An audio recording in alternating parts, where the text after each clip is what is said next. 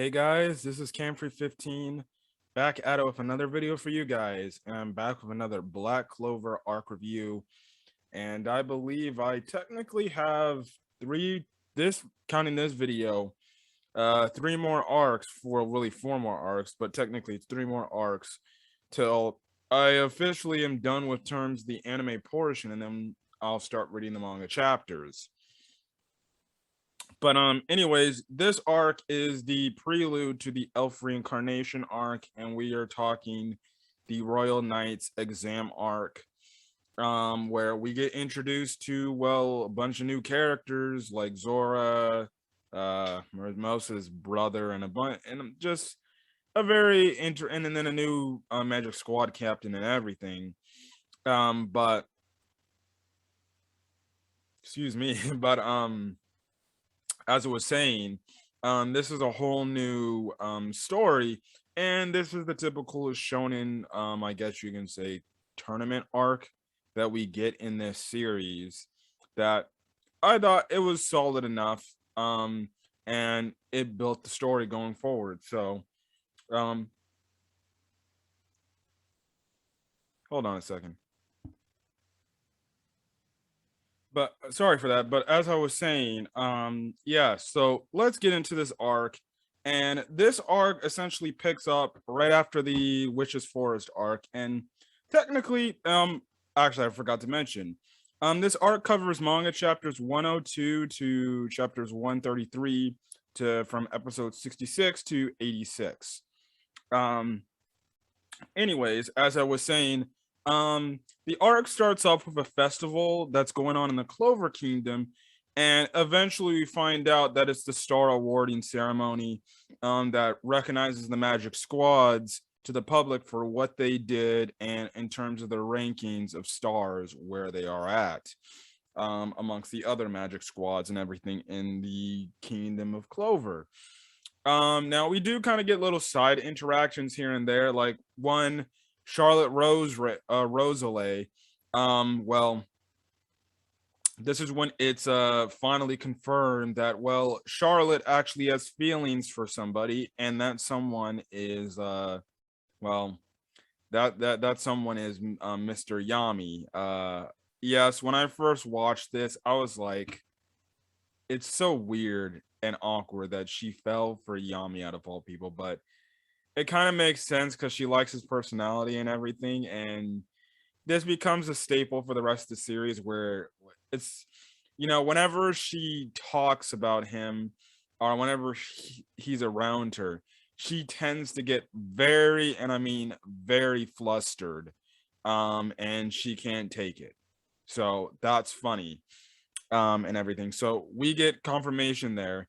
Speaking of Yami, him and Jack, who's the captain of the praying mantis, the green praying mantis, they're actually like having like honest just a competition against each other that they end up pulling Asta and Noelle into, as well as Seke into this whole thing.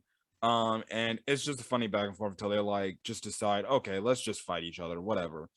And like I was going on, speaking of Asta and Noelle, we see Kahano and Kyoto actually return to the service world, and we do get to see a scene where they show off their talents, where everybody's looking at them and it's like, oh, it's like they're accomplishing what they said they wanted to do, um which is that they wanted to bring their talents to the surface world and essentially become like idols and everything and stuff like that. But in this whole scene here, and the whole scene with them together, it's essentially you get like a funny scene where Kano is trying to do anything or everything within her power to try to find a way to hook up Asta and Noelle, because she clearly knows that Noelle has feelings for Asta. Now I find it funny how Kyoto is trying to use this time to try to hit on Noelle, but Noelle's kind of oblivious because she's kind of more worried about Asta, like, why am I here with this freaking, dude and everything? And you just have Kano just in the background trying to do whatever they can, do whatever she can to get them to have romantic feelings and get closer together, and stuff like that, which it's very funny and very entertaining to say the least. I did get a good laugh out of it because it's like, oh, a good friend is trying to hook two friends up. Isn't that adorable? But anyways, from that point on, the Star Ceremony Festival happens, and essentially, what happens is Julius announces all the Magic Squads and stuff like that, and where they rank. Now we find out that the Golden Dawn came in first place again, like they always do, because they're the most prestigious Magic Knight squad. Um, and was the one Magic Squad member in their squad that did probably the most. Next up was the Black Bulls. Obviously, Asta's their kind of lead guy, and Julius like these are the examples and pillars and everything of what a Magic Knight should be and stuff like that. So I do like the whole thing from the standpoint you had the little butting heads rivalry, the little respectful rivalry between the two, where it's like, okay, yeah, it continues that rivalry going on and stuff like that. So I definitely do like that. In terms of the other rankings, Silver Eagle is in third, Blue Rose is in fourth, Crimson Lion is fifth, Green Mantis is sixth, Coral Peacock is seventh, Violet Orca is eighth, and Aqua Deer is ninth. So you get all that stuff. Now, the King of Clover, who is, well, whenever we see him, is a kind of a stuck-up, pent-up individual who, let's just say, he tries to do his best to get more attention. And I just love his inner monologuing with his standpoint. He's like, he actively like hates Julius because he thinks, oh, Julius is taking all the shine away from him and everything. And I just find it funny how the crowd, they don't really like this dude, but they can't say anything, otherwise they know that they're gonna get executed and stuff like that. And everything. And we even see in this whole scene how Austin and kind of have a problem with him, and he has a problem with them, especially being peasants and stuff like that. He's the typical type of ruler where it's like, well, guess what? I don't want peasant boys and stuff like that being the followers, for example, and everything. But he's kind of just a stuck-up king. It is funny to some extent, but again, they kind of also do the somewhat of the demographic here, where it's just the whole poor versus rich type of society thing. And this society here in Black Clover doesn't view each other as equals. They have a class standing. You got the peasants that live outside the kingdom, and then you got the freaking middle people, the middle class, and then you obviously got the royal members and stuff like that. So yeah, but anyways, the King of Clover goes on to say that they are planning the magic squads are planning an attack to attack the Eye of the Midnight Sun and take them out officially. The only thing is, there's going to be a whole event called the Royal Knights exam, where the Royal Knights will participate, and they'll decide which Royal Knights will be going on a mission to take out the Eye of the Midnight Storm, and stuff like that. So that's the whole thing there. Now, after this whole scene and everybody goes back to their own magic squads, we actually see the introduction of a very new character, and that is Marilyn Vermilion. Now, Marilyn Vermilion is essentially another cousin of Mimosa Vermilion, but she is the brother of Leopold and Fuegoleon, and she's also right now, because Fuegoleon's out with his obviously injuries and the fact that he's not really responding to anything since the attack of the Eye of the Midnight Sun attack. Essentially, she's going on as acting Magic Squad captain.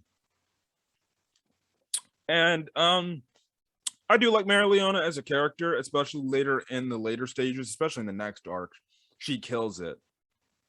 But she's a very quite boisterous, outgoing type of individual that, she does get hard on you, but I think she has the type of personality that she's hard on you because she wants you to do better, and she sees she can see the potential, because she even takes this approach with Noelle later on, saying, kind of being hard on Noelle a bit, saying like, oh, when they get to the hot springs and they talk about a little bit about Noelle's mom, which is a thing that was interesting, the standpoint, because the whole standpoint that her older siblings blame Noelle for her mother's death,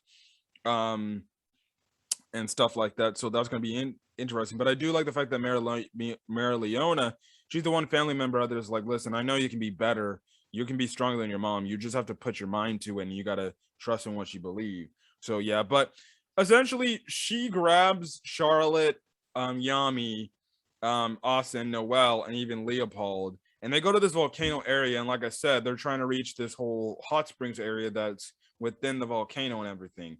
Now, the whole thing they kind of teach here is using monoskin, and monoskin essentially is like a protective barrier that essentially makes sure like any like harmful elements can't affect you and stuff like that. So obviously people with mana can use it, and it's a whole thing. Essentially it's like concentrating your mana. So I do like it. It's an interesting technique because it's essentially a barrier attack against any hazardous elements. If you're in, like, for example, they're in a volcano area, like it probably get to the point where it's so damn hot that they probably just can't deal with it and go on. So they got this, they're using their own mana to kind of protect themselves. Now Asta, he has no mana, and he tries to go into it at will, but there's only so much you can do because he's a normal human. And that's when Marileona's like, if you can't make it, then you might as well just give up and go home. You'll never be a royal knight if you can't handle this stuff. And then that's when Asta gets the idea to channel his dark powers. And the way he channels it, he remembers the time from the last arc, how he awakened it. He manages to do it, but it's kind of in an uncontrolled state. Like, it takes him all the way to the top and everything, but he can't control it. But we see that now Asta's willing can pull out this form at will. He just can't control it, which is something Marileona tells him you need to work on that a little bit more on controlling that power. So yeah, I already talked about the hot springs, stuff like that. So yeah, that's the whole thing there. So anyways, we cut some time over, and essentially we see this the vice captain of the Purple Orcas essentially kind of just berate this person, but then we see this guy who's we know is later Zora essentially take him out, and then he takes his thing. We later find out he joins the exam and takes his name as in Zerx and everything. So yes, now we start the Magic Knights exam. Essentially, the Magic Knights exam, or the Royal, not Magic Knights, the Royal Knights exam. Essentially, and what I mean by the fact that it's a tournament, it's essentially a tournament-based type of battle, where, or a tournament-based team battle where you're in a group. Maybe these Magic squad members are in groups of 3 for each team, and essentially the goal is you have this crystal that you have to protect. At the same time, you have to go destroy your opponent's crystals. Essentially, what my God. Oh man. But essentially, what Julius says is the goal of this is if you're going to be taking out the other Midnight Storm, well, it's best to work together with other members. It's best to work with other members from other squads, because at some point, and they're not saying, and Julia's not saying just for this whole assault we're doing on the Island of Midnight Sun, just in general, if you're on the field, you might have to work with an opposing, squad mate that you had know nothing about. Then the whole thing is, are you going to gain, like, going to understand each other, gain the chemistry to be able to, well, work together and take out said individual out. And guess what? There's no issues. So I like the whole standpoint where it's like, they don't use members of the same squad. They kind of mix it up because it creates a camaraderie and some sort of cohesion where it's like, okay, you're not going to work well with somebody that you may not like, but at the end of the day, it's either you're not working well with somebody, and that can cause people's lives to be lost. So sometimes you got to man up and be the bigger man. And work alongside somebody you might not like. So I definitely did like this. And I definitely did like the teams that were made up. Like, you had Asta with Mimosa and obviously Zerx or Zora. And obviously Asta and Zora didn't like each other at all and stuff like that. I'm going to get into it and stuff like that. So the other teams, Finral's team, or Finral.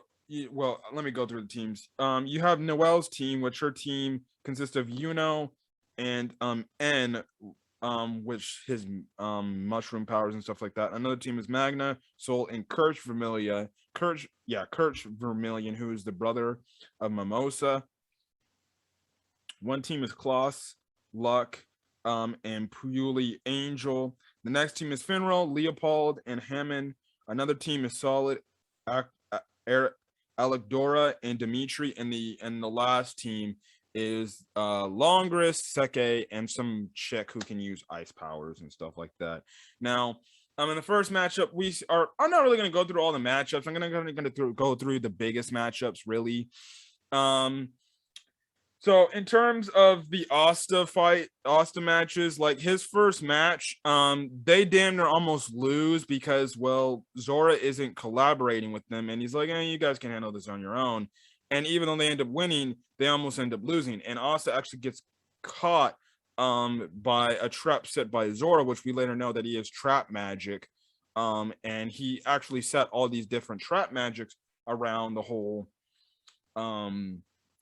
battlefield. Now, I do want to get a little bit into Zora's backstory. At this point, I'm just going all over the place. But Zora's backstory is actually a pretty emotional backstory from the standpoint. He was obviously not like he is now when he was in his past, but when he was a kid, he very much looked up to his father. And his father tried time and time again, tried to take the Magic Knights exam, and he would always fail. Now, there was one year his father actually passed the Magic Knights exam, and he was in a Magic Knight squad, which I believe was the Purple Orcas. But the thing is that his father and him were essentially peasants. They were very poor and everything.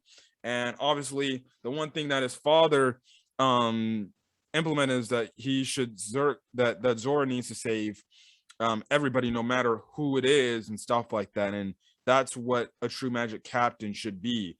Where you save everybody, not just one demographic and everything. And we later see, as this arc goes on, Zerk kind of sees that type of Magic Knight that his father was in Asta, and he starts to respect Asta and grow a bit of respect for Asta for what he is. But we see throughout this entire arc how when Zerx deals with royal members, he kind of disowns them and kind of critiques everybody for their own actions and stuff like that. And he even critiques himself, which I did like at the end of this whole thing. But I love how time and time again, he mostly critiques the royals and other Magic Knight members by saying, you guys are scumbags. You guys are just bottomless trash. You guys call yourself Magic Knights, but you guys really aren't Magic Knights because you say you guys are protecting the peace of everybody in the Clover Kingdom. You really don't, because you don't do everything in your power to actually help out everybody. And that means helping out the poor class. If you were really true Magic Knights, you guys would go help out the poor and find a way to get them in a better living environment and maybe provide and do something for them. You royals would be actually caring for everybody in the kingdom, since you guys are the bar. So don't come to me and tell me about everything. But eventually, and the reason why that's also fueled by his hatred by the royals and other Magic Knights is the fact that his father ended up being killed. And at his funeral site, there was these two Magic Squad captains from his Magic Squad that were at his gravesite, and they made fun of him. And it's later revealed that those Magic Knight Squad captains, those Magic Knight Squad members actually were responsible for killing Zora's dad. And ever since then, Zora's had it out against the Magic Knights and saying, you guys call yourself Magic Knights, but you guys really aren't Magic Knights. You guys just do shady shit, and you guys don't actually help out anybody. You guys just look out for your own asses, essentially. Which, like I said, the whole demographic of wealthy and poor in this whole Black Clover world is very freaking interesting. And I wonder if the whole thing, because we said Asta time and time again, he goes on to say, when I'm the Wizard King, I'm gonna look out for everybody. So you have to wonder if Asta gets to that area, is he going to change the whole infrastructure of the Clover Kingdom where, you know what, just because you're a royal doesn't make you more or less than what a peasant is. You're still all the same people. And it's kind of like, and again, it's like the whole racism thing of the fact that black or white skin color should not matter. Here, it's kind of hierarchy where you're at. Which was like kind of in like ancient times of like ancient England and Rome and stuff like that. Ancient Europe and stuff like that back in the past and everything, and stuff like that. So I definitely do like that. And I did like the time, after some time, Zora grew a respect for Asta, even though he called Asta out on some of his BSs and stuff like that. I like how at the end of his story, when we get revealed all this stuff, he later is like, I need to do something better in my case as well, and stuff like that. So, yeah. Um, and that's the whole thing there. Now, in the second fight, when they fight Curse Vermilion, speaking of their group, essentially Curse Vermilion's kind of a flamboyant type of character that, you know, he sees the strong as the strong and the weak as the weak, and they're not beautiful. And he sees the strong people beautiful and kind of the weak not as much.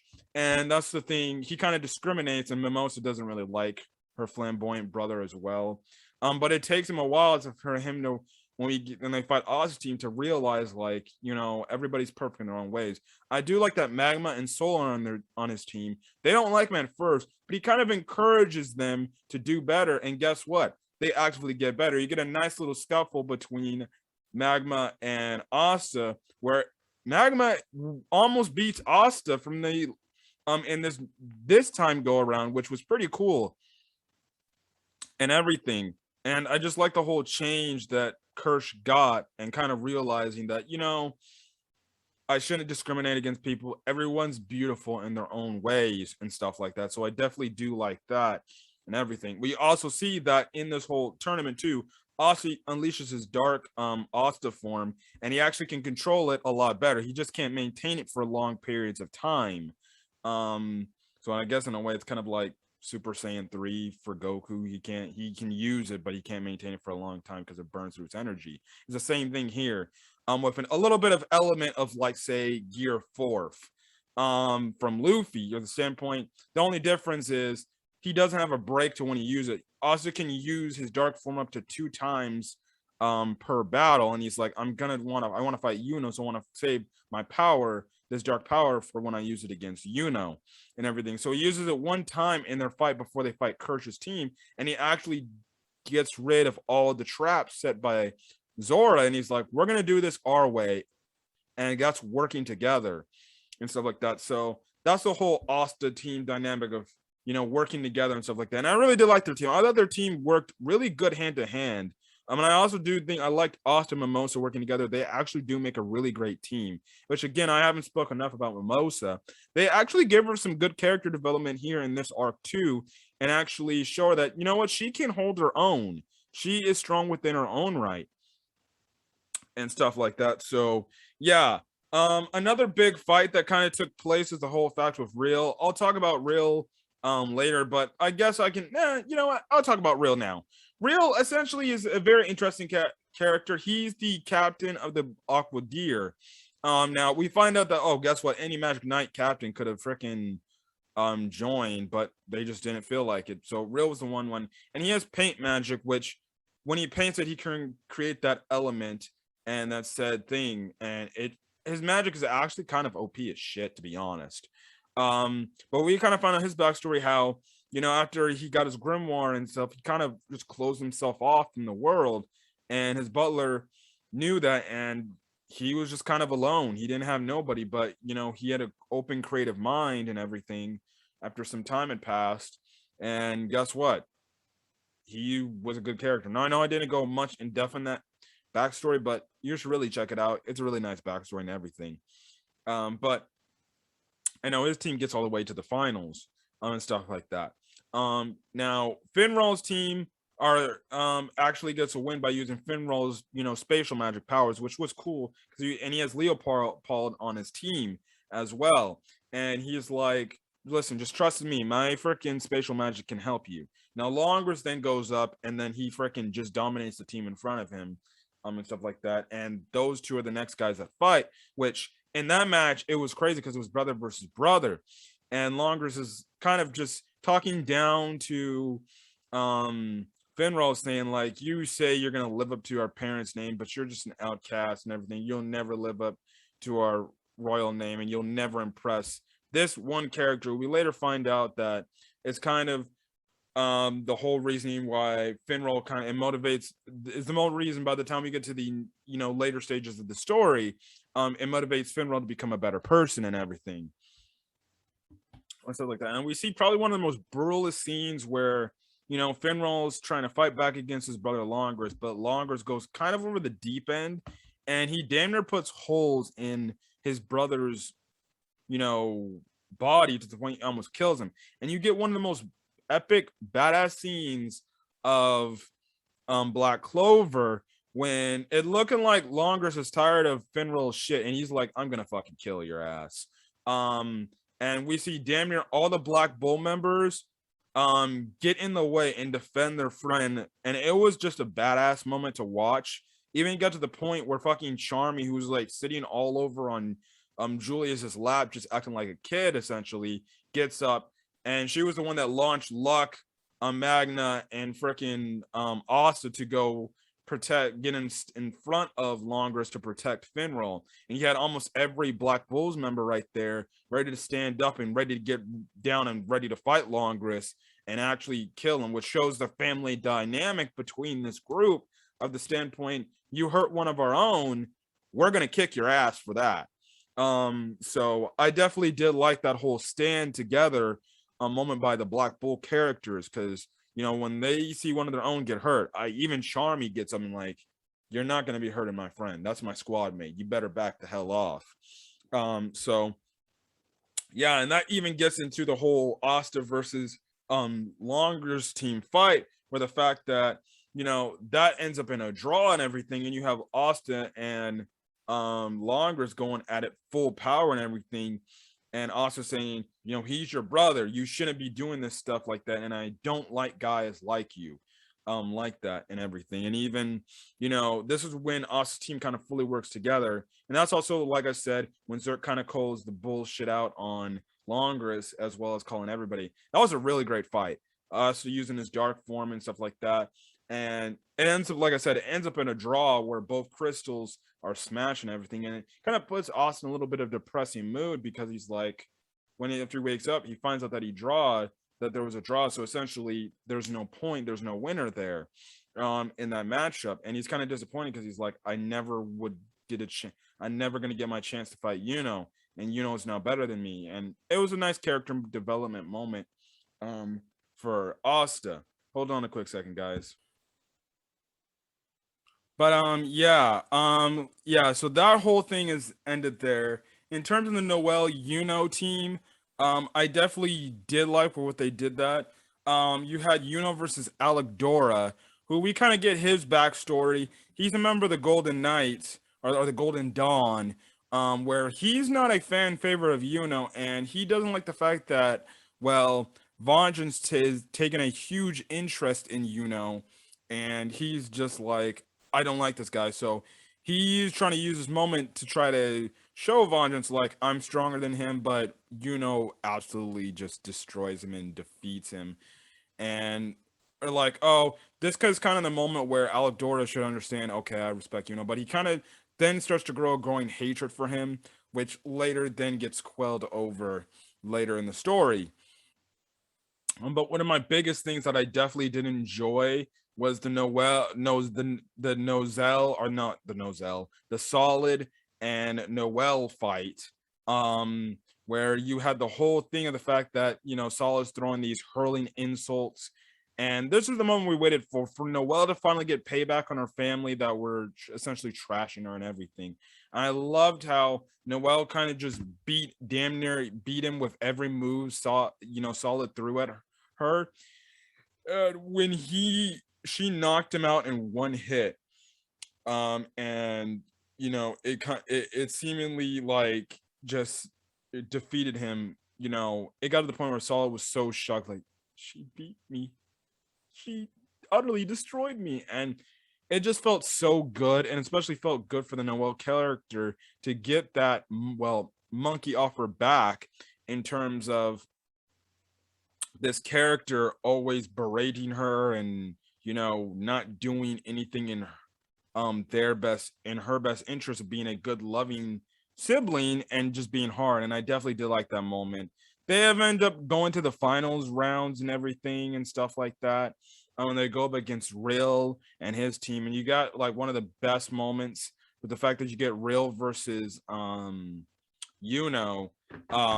that's when reveals, well, he's got a new form as well, and that's using the power of Sylph, his spirit. And in a way, it's like he uses, like, it's like Asta's dark power, but he's using like wind power. He's got like a green wind wing and everything, and like these whole thing. And is a lot more powerful in this state of being, and it's a really crazy fight. The fight was amazing to look at visually, but Real kind of overpowers and does a bit much to where he just destroys his own crystal. And that's when and Noelle's team and their other member, Ingard or Rigard, actually win the whole Royal Knights exam tournament and everything. So that's the whole thing. Essentially, the arc essentially ends, like I said, with his team winning. I was kind of depressed because he never got a chance to fight and show him his power and everything. So that kind of leaves him depressed for a bit. That is until Marilyn comes in and saying to Noelle, Asta, and Locke that they made they passed the exam and they actually made them the Royal Knights, and they will be joining them, and she'll be with them. Yuno's actually there. Nozelle's gonna be there. Siren, Cobb, Zora is also gonna be there. Mimosa's gonna be there too. I forgot the other members that are gonna be on the Royal Knights. I don't have all of them down, but Zora's on the team as well. And we also find out that Zora, thanks to Julius, joined the Black Bulls, and now he's a member of the Black Bulls. So it's definitely interesting. And essentially, the arc ends off with the Royal Knights getting their mission and them going to raid the Midnight Sun's base, which is in this crystal like rock structure floating. And that's when next time we'll talk about the next arc, which is the longest arc, I guess, in Black Clover up to this point in time. I guess counting other than the Spade Kingdom arc. Is the fact that, well, we get the Elf Reincarnation arc, which has a bunch of freaking twists and turn in that entire damn arc alone. So that's the whole thing there. But other than that, that's kind of it. So I'm going to go over, guys. If you guys like the video, leave a like. Put in the comment section your thoughts on the Royal Knights exam arc, as well as hit that subscribe button if you want to get more Black Clover content, as well as anything else on the channel I upload. So till then, guys, I'll see you guys in the next video. Peace.